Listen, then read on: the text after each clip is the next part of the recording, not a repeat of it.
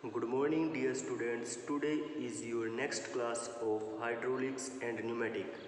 This is a new topic of fluid mechanics. हमने last time जो discuss कर रहे थे वो था आपका fundamental of flow of fluid. इसी को आगे हम प्रोसीड करते हैं। ये आपका मोस्ट इम्पोर्टेंट टॉपिक है जो आज हम करने जा रहे हैं। हमेशा 100% ये एग्जाम्स में आपके पास पूछा ही जाएगा। लेट अस सी टॉपिक क्या है आपका। ये है टॉपिक आपका रेट ऑफ फ्लो, जिसे आप कहते हो डिस्चार्ज भी। What is the meaning of discharge या रेट ऑफ फ्लो?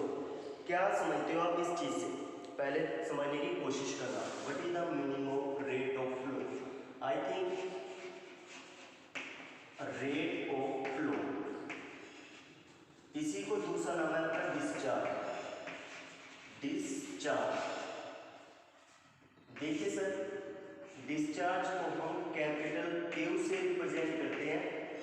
इसकी डेफिनेशन क्या है? जब आपसे पूछा जाएगा डिफाइन रेट ऑफ फ्लो या डिफाइन डिस्चार्ज, तो आपने इसको कैसे एक्सप्रेस करना है, कैसे इसको डिफाइन करना, ये पहले समझने की कोशिश करना। रेट ऑफ फ्लो होता क्या है? देखिए, कोई भी क्वांटिटी है, the quantity of fluid per unit time across any pipe, across any section in the entire pipe length, the quantity of fluid per unit time across any section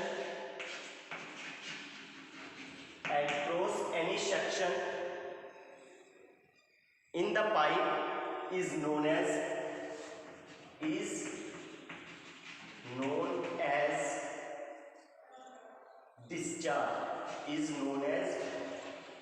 discharge, या आप इसे कहते हो रेट ऑफ फ्लो। और sir हम इसको represent करते हैं कैपिटल क्यू से। कैपिटल क्यू से आप इसको रिप्रेजेंट करोगे। इस लाइन को समझने की कोशिश करो पहले। ये क्या है? Quantity of fluid per unit time, मतलब समय के हिसाब से जो फ्लूइड की क्वांटिटी है कितनी आ रही है या जा रही है, उसी सिस्टम को हम क्या कहते हैं? रेट ऑफ फ्लो या डिस्चार्ज। जैसे होली के टाइम में पिचकारी होती थी, तो पिचकारी में आप क्या करते थे? शिंक कर लेते थे वाटर को और फिर उसको पुश करते थे, यानी कितने समय में कितना वाटर फ्लो करके जा रहा है, बाहर निकल रहा है, उसको कहते हैं डिस्चार्ज। है ना? यानी पानी का किस रेट से वो बाहर निकल रहा है, किस गति से वो बाहर निकल रहा है, उसी को कहते हैं रेट ऑफ फ्लो या discharge. The quantity of fluid per unit time across any section, हर एक सेक्शन से। ये देखिए, एक सेक्शन ये है आपका, यहां से क्या किया आपने? पिचकारी से पुश किया, तो इस सेक्शन पे कितना निकला, इस सेक्शन से भी कितना निकला, इस सेक्शन, ऐसे निकलते निकलते बाहर से डिस्चार्ज हो जाएगा। है ना? बाहर से फ्लूइड डिस्चार्ज हो जाएगा। तो हर एक सेक्शन के ऊपर कितनी क्वांटिटी वाटर की बाहर निकल रही है या अंदर आ रही है, इसी टेक्निक को क्या कहते हैं? रेट ऑफ फ्लो या डिस्चार्ज। Is that clear? आगे समझने की कोशिश करने से हो कि है क्या चीज ये। देखिए, ये तो इसकी डेफिनेशन, सिंपल सी डेफिनेशन है। अब इसी को अगर हम फंडामेंटली इसको समझने की कोशिश करें तो क्वांटिटी क्या होती है? क्वांटिटी को सर कहते हैं कि आपके पास कितना वॉल्यूम है। क्वांटिटी मींस कितना वॉल्यूम। तो क्वांटिटी को दूसरे वर्ड में क्या सकते हैं? वॉल्यूम। तो इसकी सर यूनिट क्या जाएगी? इसकी यूनिट क्या जाएगी? यानी इसका जो फंडामेंटल आप निकाल लोगे, फंडामेंटली, जिसे कहते हैं क्या कहते हो?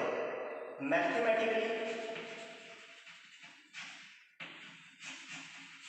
इसको कैसे रिप्रेजेंट करते हैं? इसको रिप्रेजेंट करते हैं एक अनदर डेफिनेशन से। क्या इसको रिप्रेजेंट करते हैं? अगर वहां पे आप जो फ्लूइड ले रहे हो, अगर उसको मेजर कर रहे हो मास की फॉर्म में या उसको मेजर कर रहे हो वेट की फॉर्म में, तब तो उसकी यूनिट क्या आएंगे, तब उसकी यूनिट क्या आएंगे, तब उसके यूनिट क्या होने चाहिए। अगर आपने वो फ्लूइड मेजर किया है मास की फॉर्म में या वेट की फॉर्म में, तब उसके यूनिट क्या होने चाहिए। इजी है, अगर मास की फॉर्म में फ्लूइड को एक्सप्रेस कर रहे हो तो किलोग्राम, वेट की फॉर्म में एक्सप्रेस कर रहे हो तो न्यूटन, और पर यूनिट क्या है, पर यूनिट टाइम। तो with respect to time, time के हिसाब से, यानी 1 सेकंड में कितना किलो बाहर निकल रहा है या 1 सेकंड में कितना न्यूटन बाहर निकल रहा है, उसका जो डिस्चार्ज वे है वो कितना है। तो अगर फ्लूइड को सर आपने मास या वेट की कैटेगरी से रिप्रेजेंट किया है तब इसके यूनिट लिया आएंगे, अगर वेट की तब इसके यूनिट लिया आने चाहिए। Is that clear. आगे मूव करते हैं। अभी फिलहाल हम अगर इसको दूसरे वे में भी आप एक्सप्रेस कर सकते हो, क्योंकि चीजों को ना रटना नहीं होता, सीखना होता है। हम यहाँ पे सीखने के लिए आए हैं, तभी तो दूसरों को सिखा पाएंगे। आप सीखिए। तो हम इसको दूसरी डेफिनेशन के रूप में भी रिप्रेजेंट कर सकते हैं। पहले इसको हम फंडामेंटली या मैथमेटिकली रिप्रेजेंटेशन करके देखते हैं। डिस्चार्ज क्या होना चाहिए, डिस्चार्ज सर इसके भी इक्वल हो सकते हैं, किसके, अकॉर्डिंग टू डेफिनेशन, क्वांटिटी पर यूनिट टाइम, क्वांटिटी पर यूनिट टाइम। तो सर इसकी यूनिट क्या होगी, तो सर इसकी यूनिट क्वांटिटी क्या होती है, सर एक वॉल्यूम होता है, time with respect to time. तो यानी डिस्चार्ज की यूनिट क्या होगी, अगर वॉल्यूम के यूनिट आप मीटर क्यूब में ले रहे हो और टाइम को सेकंड में ले रहे हो, तो सर इसकी यूनिट क्या होगी, इसकी यूनिट होगी sir metre cube per second. और इस मीटर क्यूब पर सेकंड को ही आप क्या कहते हो, is it also called Q max, Q max इसको कहते हो sir QMax.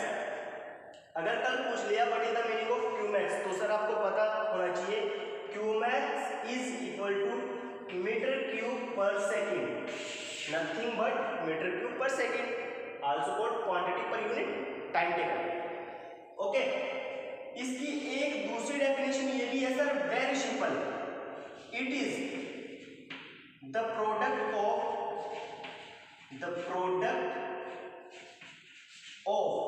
Area and velocity of the fluid flow, of the flowing fluid in the pipe is called rate of flow, या उसे कहते हैं डिस्चार्ज। तो इससे हमने क्या सीखा, इससे हमने सीखा कि इसकी जो फंडामेंटली आप इसको रिप्रेजेंट करते हो या मैथमेटिकली इसको आप रिप्रेजेंट करते हो तो क्या आता है, इसका क्या आता है, फंडामेंटली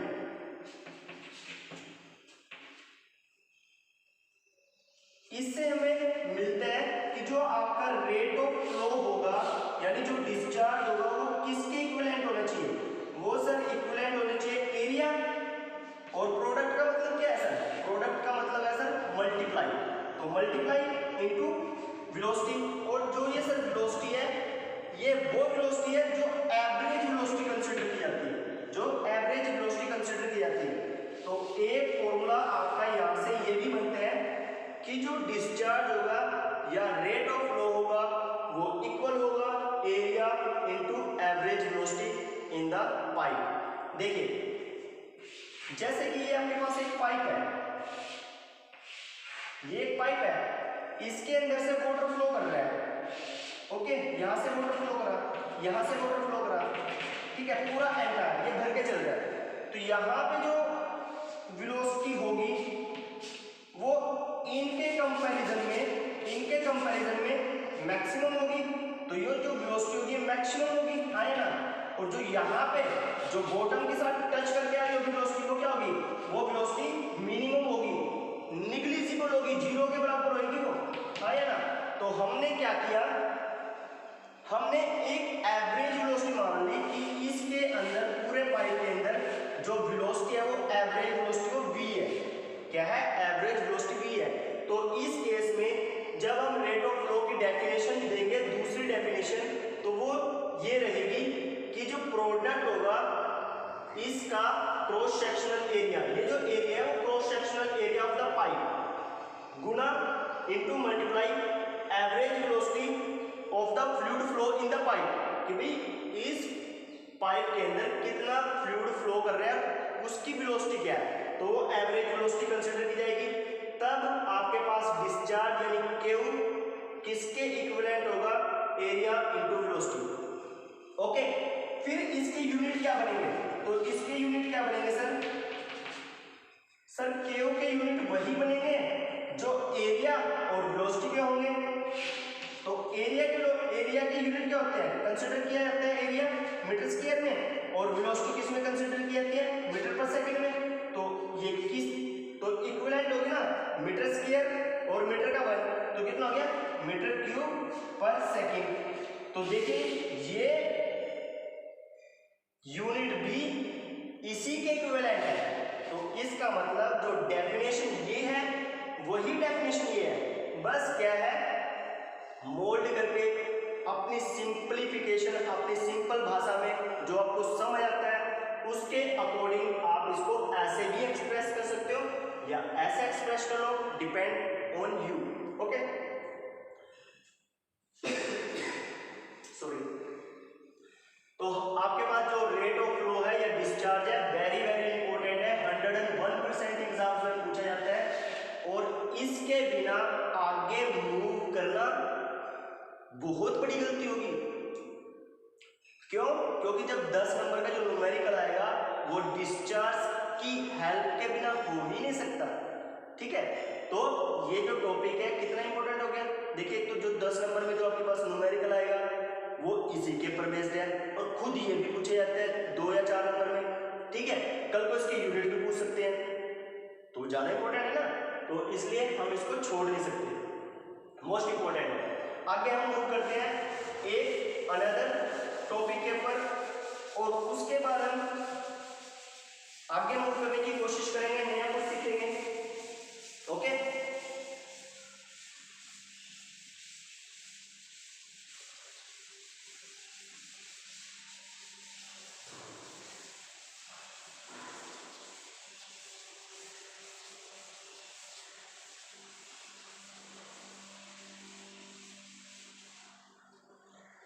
नेक्स्ट जो टॉपिक है वो भी बहुत ज्यादा इंपॉर्टेंट है, वो एक इक्वेशन के नाम से आपके पास आता है, डिफाइन कॉन्टिन्यूटी इक्वेशन। देखिए नाम से ही एक्सप्रेस हो रहा है कि ये जो इक्वेशन है वो कॉन्टिन्यूटी है। तो ये रही आपके पास another topic is continuity equation, continuity equation.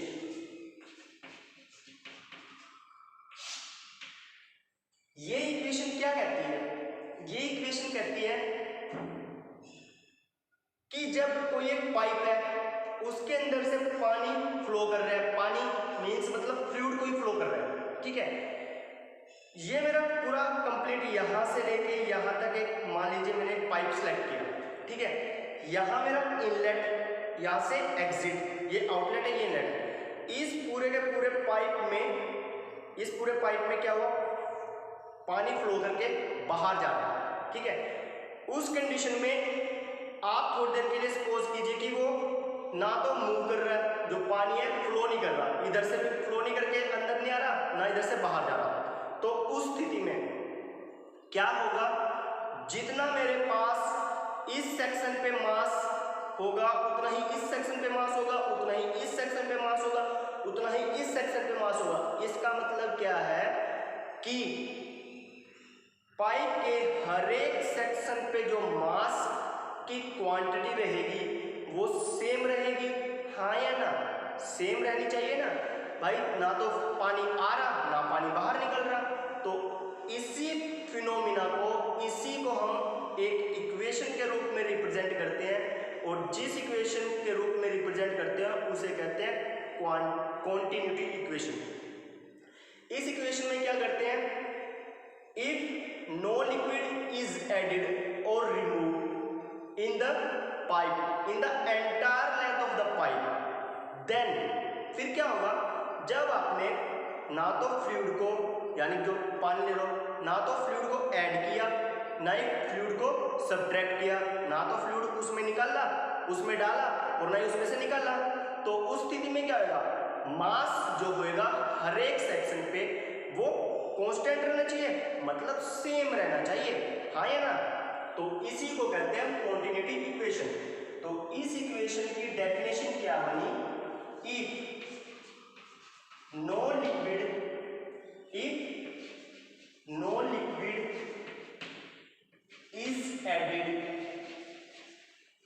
is added if no liquid is added or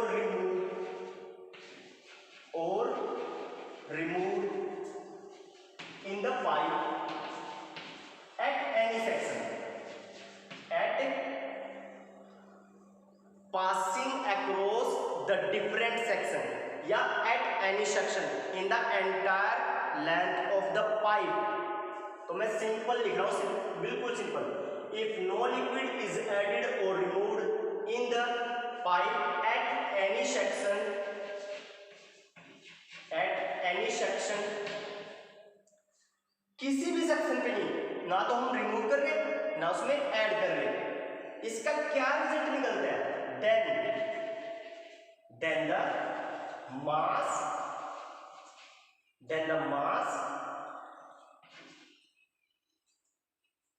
mass across different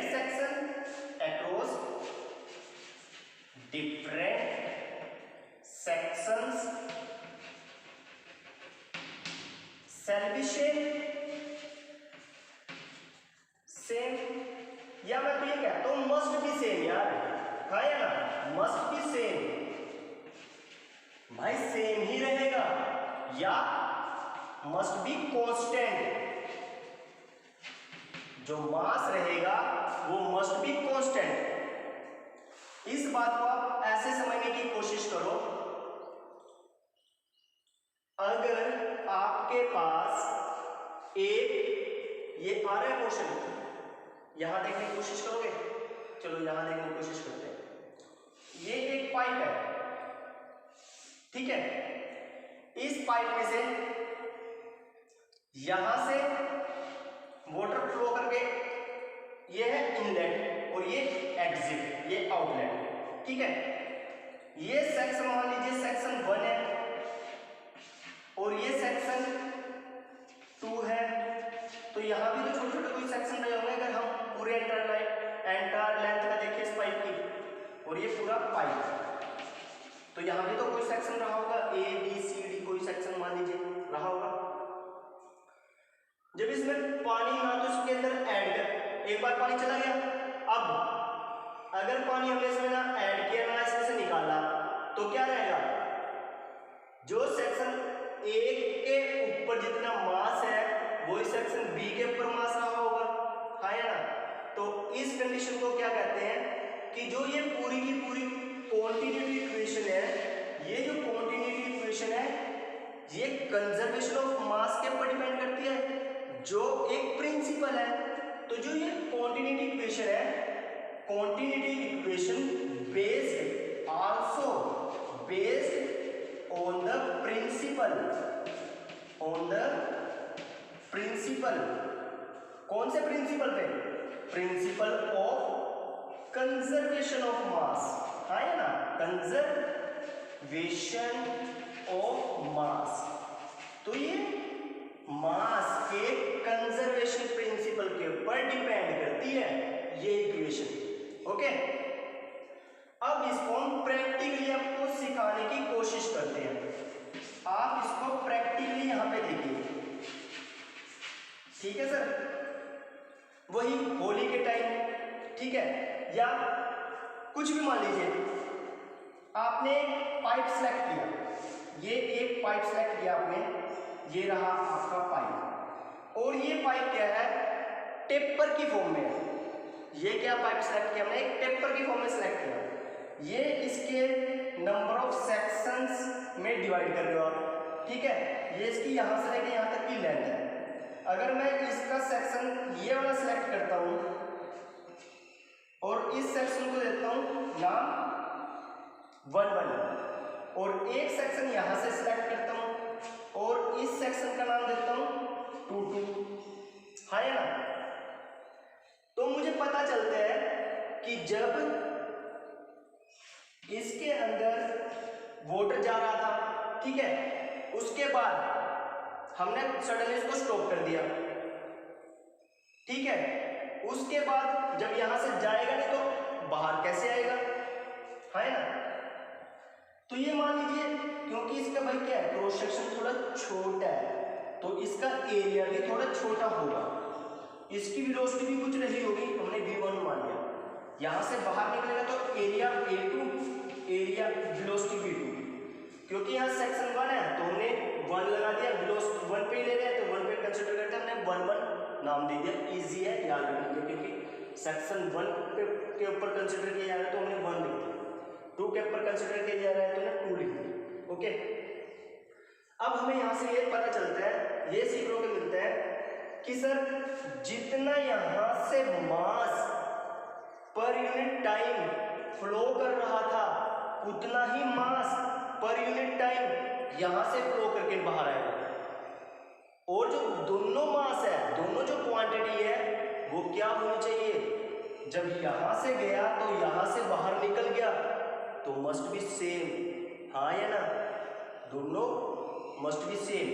तो इसी चीज को हम ऐसे लिख सकते हैं, ये आ रहा है क्वेश्चन, मैं चेक कर लेता हूं,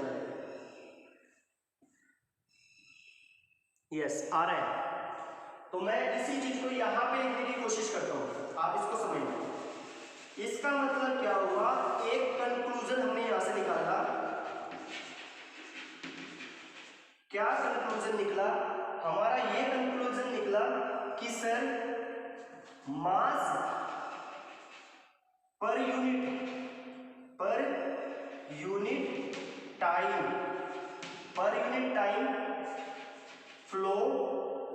flowing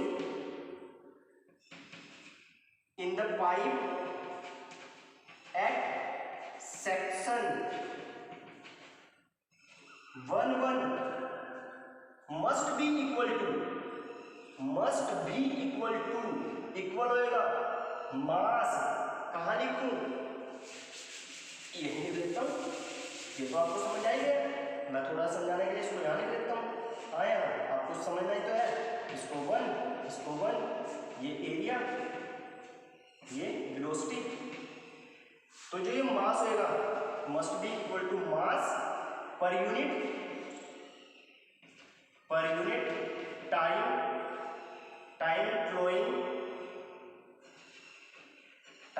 flowing of the fluid in at section, मैं शॉर्ट में लिख रहा हूं, एट सेक्शन 2 यानी इक्वल रहेगा ना, तो ये मस्ट बी इक्वल, तो हमने बराबर का निशान डाल दिया। मास पर यूनिट टाइम जितना सेक्शन 1 पे है उतना ही सेक्शन 2 पे रहेगा, ओके। तो इसका मतलब क्या हुआ, इसका मतलब हमें ये पता चला क्या कि ये इक्विवेलेंट होएगा, ρ1 area 1 v1 is equal to ρ2 area 2 v2, इसके इक्विवेलेंट होगा। और ये कब इक्विवेलेंट होएगा, इस कंडीशन को कहते हैं अगर ये कंप्रेसिबल है, अगर फ्लूइड क्या है, कंप्रेसिबल है, अगर ये कंप्रेसिबल है तो ये कंडीशन फॉलो करेगी। अगर इनकंप्रेसिबल है, फॉर इनकंप्रेसिबल, अगर इनकंप्रेसिबल की कैटेगरी है तब क्या रहेगा, जो ρ1 है इज इक्वल टू रो 2 के इक्विवेलेंट हो जाएगी, बराबर हो जाएगी। उस स्थिति में सिर्फ और सिर्फ आपके पास क्या रहेगा, ये इक्विवेलेंट रहेगा, हाँ या ना, ये इक्विवेलेंट रहेगा, क्योंकि ये तो कट जाएगा आपस में, तो ये इक्विवेलेंट रहेगा, यानी discharge must be equal to each other. अब हमने यहां से सीखा क्या क्या, हमने पहली तो कंडीशन सीखी कि जो क्वांटिटी है जो पहली पोजीशन पे है 1 1 पे, वही सेकंड पोजीशन पे रहेगी। दूसरी हमने क्या बात सीखी, जो डिस्चार्ज है पहली वाली पोजीशन पे वही दूसरी वाली पोजीशन पे रहेगा, हाँ या ना। तीसरी कंडीशन क्या सीखी, तीसरी कंडीशन सर हमने ये सीखी कि हमें ये भी पता लगता है कि मास पर unit time at section 1 1 and 2 2 must be same, तो ये भी सेम रहेगा, मस्ट बी सेम, हाँ है ना। ये बात तो आपको पता चल गई। अब कई बच्चों के माइंड में डाउट आ रहा होगा कि सर ये कैसे आ गया, ये कैसे इक्वल हो गया ये, और जिस बच्चे के माइंड में ये चीज आ रही है कि सर ये कैसे आ गई, तो डेफिनेटली उसका जो फोकस है वो स्टडी पर फुल है, उसका जो फोकस है स्टडी के ऊपर फुल है। ये सर पता कहां से आया, ये सर आपको किसी बुक से नहीं मिलेगा, ये तो सिर्फ और सिर्फ आपकी खुद की मेहनत है जो ये बताएगी कि सर ये कहां से आया। अगर आपने मेहनत रेगुलर कर रहे होंगे, अगर आप मेहनत रेगुलर कर रहे होंगे तब आपको ये पता चल जाएगा सर ये कहां से आया। आप थोड़ी देर के लिए वीडियो को पॉज करना और एनालाइज करना कि ये कहां से आ सकता है, मैं आपको बता रहा हूं। देखिए कंडीशंस कुछ ये है, ऐसे है, मान लीजिए पहली क्लास से आप दूसरी क्लास में, दूसरी से तीसरी में, तीसरी से चौथी में, यानी फर्स्ट ईयर से सेकंड ईयर अप टू सो ऐसे चलते हो ना, तो ऐसे ही स्टडी भी होती है, पहले pre nursery up to maximum up to higher study, ठीक है।